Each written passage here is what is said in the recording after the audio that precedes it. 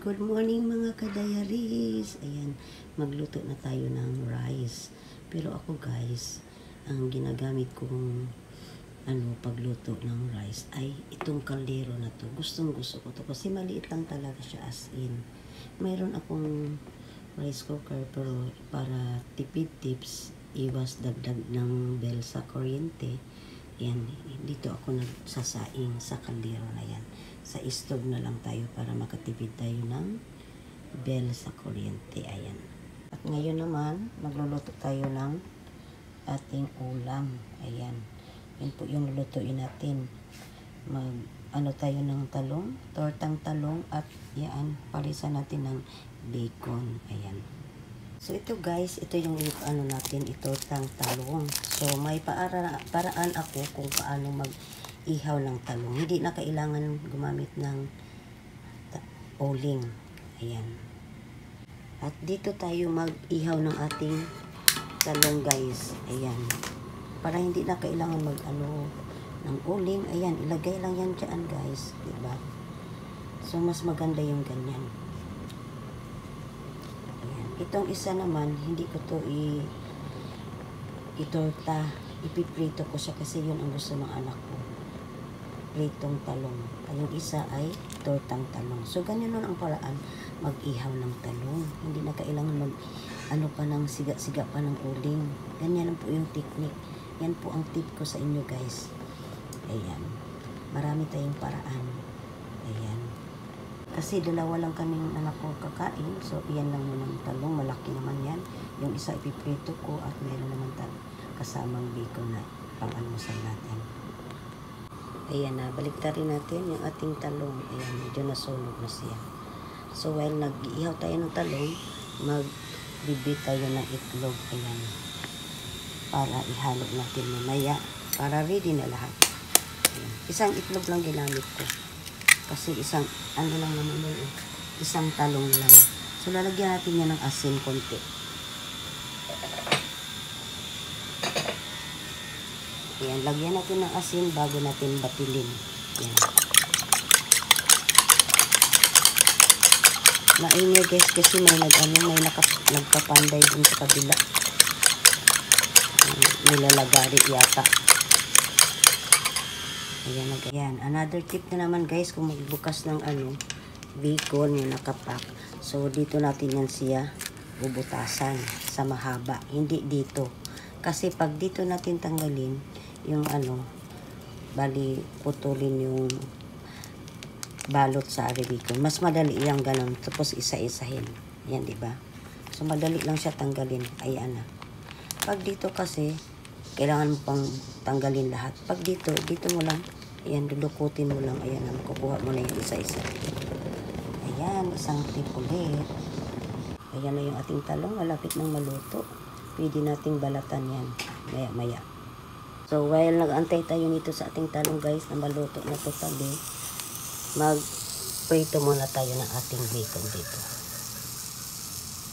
Ayan, ilalagay na natin yung ating bacon kasi mainit na yung ating kawali.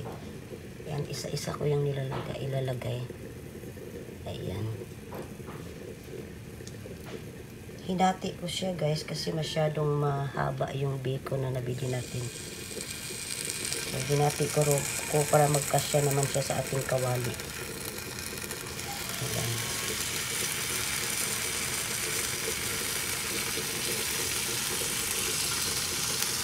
Ayan. Ito na yung ating talong. Luto na. Pwede na natin siyang balatan. Ayan. Luto na siya. And ito naman yung gagawin natin para hindi tayo mainitan. Kuha tayo ng maliit na lagayan at lagyan ng tubig. Tapos diretso yung Ganyan po ang paraan ng pagtanggal ng balat. Ayan. Para hindi tayo mapasok. Kasi mainit yan. Galing pa yan sa apoy. So, ganun. So, marami tayong tip ngayon guys kung paano mag-ihaw ng talong. Ayan. Ayan. Ayan. So, yan po ang mga tip natin ni Lucita Diaries. Lagay muna natin siya dyan.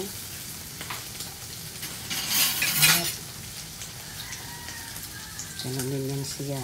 Bago natin ilagay dito sa ating itlog, lagyan muna natin siya ng panimpla na asin konti. Ayan na, kunting asin lang. Kasi may asin na itong itlog. Ayan. Ayan na yung ating bacon guys. Baliktarin natin. Gusto ko kasi sa bacon, ayoko yung masyadong sunog. Kasi ang bacon naman kasi madali lang yan maluluto. So gusto ko yung medyo malambot-lambot para may ngat-ngatin tayo ng konti. Ayan. So binabaliktad ko na yan yung ating bacon kasi maya-maya ating tanggalin na yan. Ayan na po yung ating bacon. Ayan. Yung pinaglutuan ko guys, hindi ko na uhugasan. Diyan na rin tayo magluluto ng ating tortang talong para hindi na tayo maghugas ng ating kawali at kunting na lang idadagdag natin, oil. Kasi nga may oil na yung bacon. May katas na yan na oil. So diyan na rin tayo magpiprito.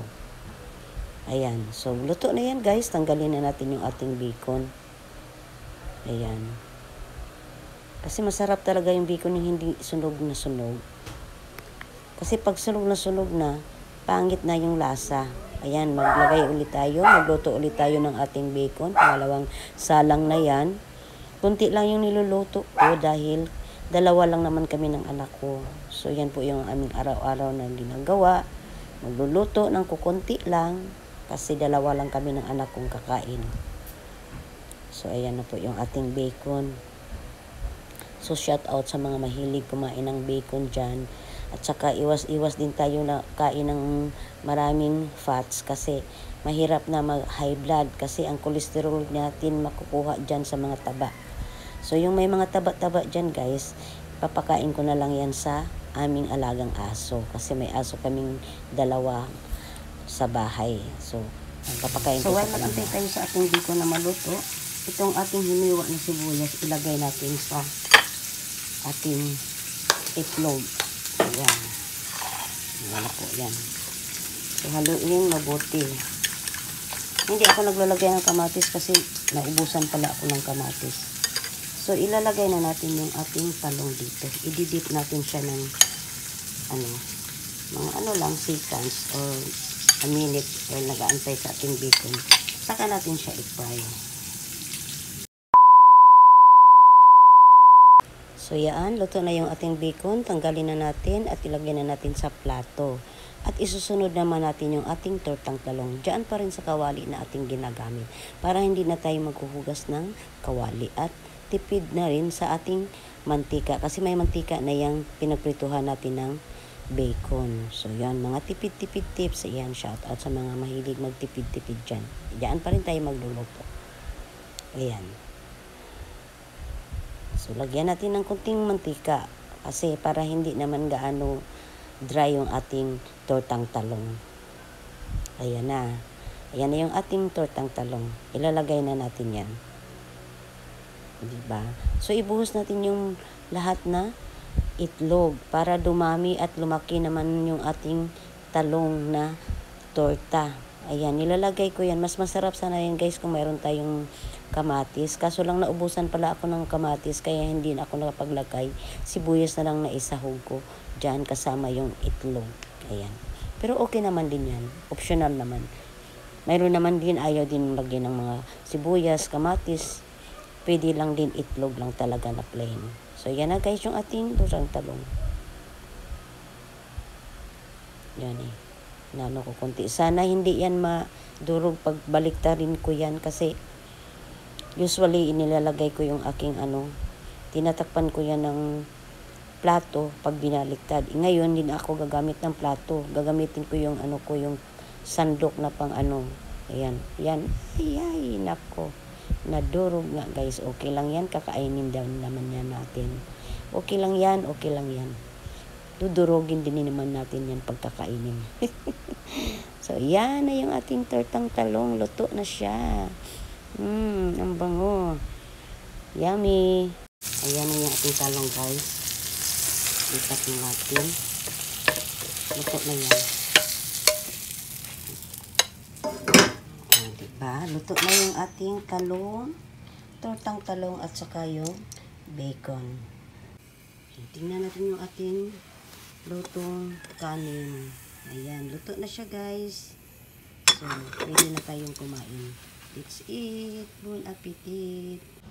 Ayan na yung ating tortang talong with bacon. Ayan, let's eat na guys. Ayan, kain tayo mga kadayaris.